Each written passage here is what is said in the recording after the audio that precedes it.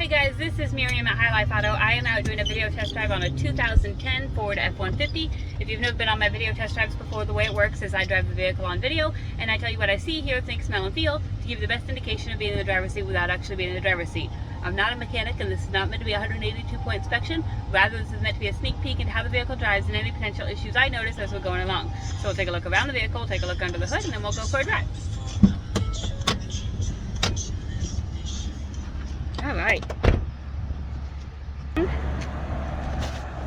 Alright, here's the truck. Not the prettiest thing, regular cab. It was a one owner, owned by this company. Whoever Bosun is, owned by that company since they bought it new.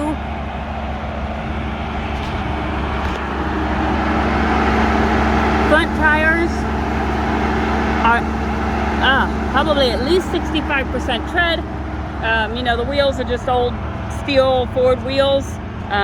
We painted our other ones black and it looks really sharp. There's a lot, this could use a bath. Obviously you can see there's a lot of just rain stuff on it. This does not stay closed. Again, probably not the end of the world, probably fixable. It's just for right now, that's how it is. Rear tires are probably more along the lines of 25%. Here's the inside. And there's my lovely daughter. Say hi, Lily. She's too busy on her game. Hi! Could use a little bit of cleaning, but hi, guys! Thank you, Lily. But it's all right. And then it's got, let me see if I can move this. So it's just got a little bit of room in the back for storage stuff. Not a whole lot, but it's there. Around here, you see there's a full spare on the back. You can see there's something going on with the bumper. Half of it's missing. I don't know what went on, but they don't have a tailgate. I don't know, you know, they've got the net on there. I don't know what they were using it for, but that net actually goes over the whole top of the bed to secure a load. You know, it's just kind of a rough old truck, which is why it's a cheap truck. I mean, it's a 2010 for less than $3,000. So it's kind of a good deal, even though it's a little bit rough. Could use a little bit of love. This side looks exponentially better. Again, that rear tire is not great, but it's there. Front tires look like they're new, you know, like the 65-75% range. Even the front of the truck looks pretty decent. It's loud, but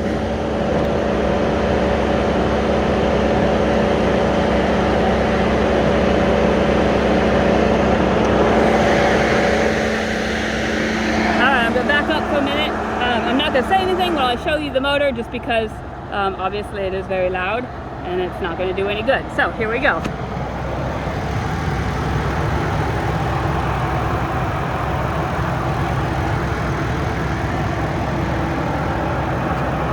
It's got some wire going here and there is a toggle switch in there. I don't know what it goes to.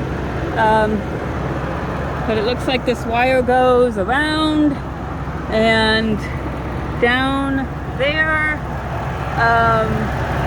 and down under there for something. So I don't know what that wire goes to. I typically don't mess with toggle switches because I don't know what they're for. So I'll show you those in here and then it might be, I don't know what it is. So there's a couple things. There's this toggle switch here, which I don't know what it does. I don't see any alarms going off or anything.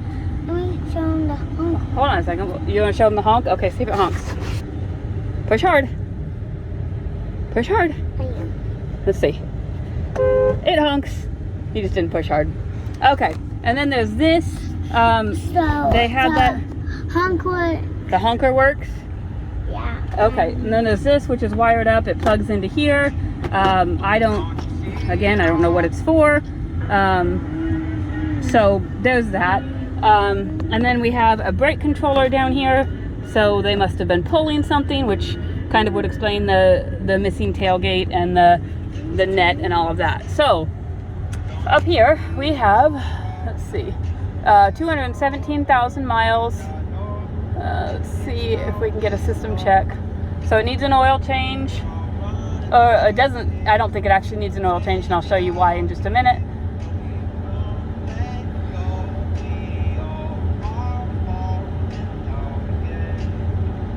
Okay, so there's that, but then it says,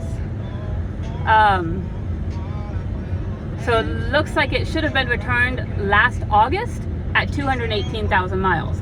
Obviously, we're over on the time, but we're still under on the miles. So they must have traded it in before it needed the oil change. So it still has 1,200 miles or so before it needs an oil change.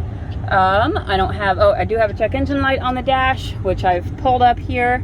It's P161 O2 sensor, 161 pending O2 sensor, 161 permanent O2 sensor. So there's your O2 sensor thing. Radio works. Let's turn on. I think we've got the air conditioning on. And I feel it blowing out on my feet. There it is.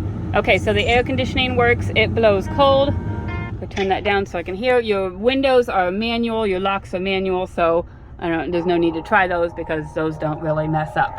So we're gonna go for a drive. Now, the thing I know about this, and I don't know why, but I know that it does not have reverse. So here, I'll show you. Mom, show him I can do the music. Okay, put it in reverse, and there's nothing. No trying, no nothing. It's just not there. So that's a mechanic question for you.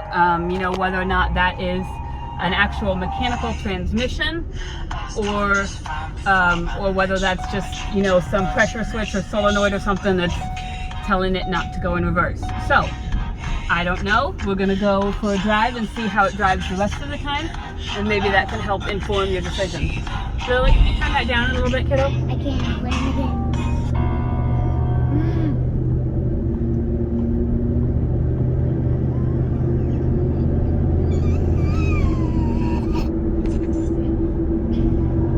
There's a cop right there, and I'm gonna hope I don't get pulled over for no plates, because it's happened once or twice. That's my seatbelt alarm. But it's driving really well. The motor sounds good. It's shifting through all the other gears just fine. I don't hear any suspension noise. And one good thing that I've found about company-owned trucks is I have found that they're usually well taken care of. They're usually well maintained. They're all of that stuff. And so I really like company-owned trucks, state-owned trucks, business-owned trucks, all of that. Because I think that's how businesses run. That's how they are able to make their money. So they take care of those assets, as opposed to, you know, sometimes people don't, and sometimes they do, sometimes they don't. But I really like these business trucks. I think that they're just good deals, and if people can look over like the writing on the side, and a lot of times the higher mileage and stuff, it's worth having the truck. So I'm up to 60. It's driving excellent. Shifted through all the gears just fine. Like I said, it's running about 1.5 RPMs. Temperature gauge is just fine right in the middle. And the cool thing about Fords is they also have that transmission temperature gauge, which is really good for when you're pulling stuff, because you can know if you're pushing your truck too hard. Brakes are good and solid. No grinding, no vibration, immediate reaction. So they might be on the side of brand new. And again, like I said, that's a maintenance thing. You can see that the left turn signal works. I'm going to... Right turn signal works. You gonna do the horn again? Gotta push hard. Push hard. Horn works. Let's see. Where's the windshield wipers? Windshield wipers work. We're gonna get on here and we're gonna test the cruise. And this is just a two-wheel drive truck. I'm looking for a four-wheel gear selector, and I don't see one. So it is just a two-wheel drive truck, which, you know, is all right as long as you don't need the four-wheel drive. Okay. Let's check my cruise set, and you can see right there I've got my cruise on, and it is working.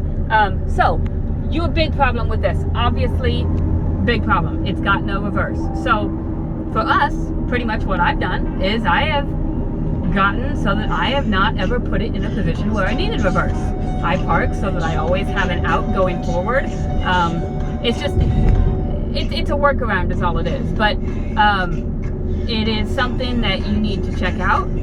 Whether it is a big issue or a small issue, we are not certain.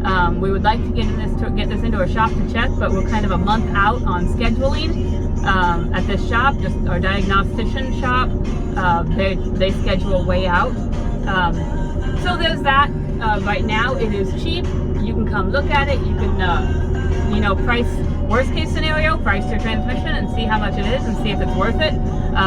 We just sold a 2010 F150 with similar miles for $8,500. So it kind of gives you an idea. Obviously this is like $6,000 cheaper. We bought it cheaper because of the potential issue, and so you can buy it cheaper because of the potential issue, and you know, possibly have an $8,500 truck. And obviously this one's a little bit different because it's two-wheel drive and it's regular cab. My other one was full cab and four-wheel drive, but it's a comparison in the years and the miles, just to see what you're getting. So enough talking. If you have any questions, my email, you can email me, Facebook me, call me, text me. My phone number is 309-267-7200, and I will answer any further questions you have. Thanks, guys.